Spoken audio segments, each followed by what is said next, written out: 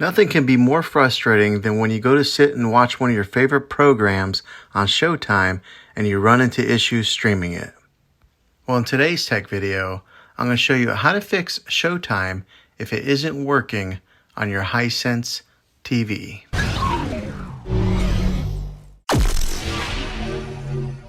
I'm going to show you a few really simple ways to try and solve your problem and get it back up and running again.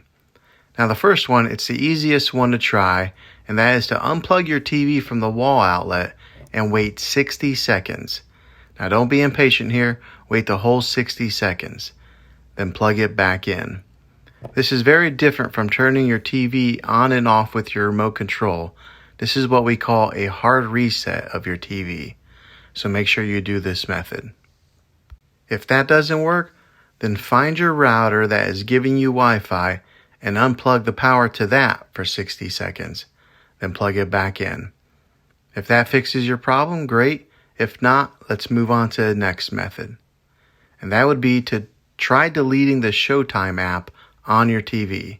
Go to wherever the app store is located on your system and remove the app altogether.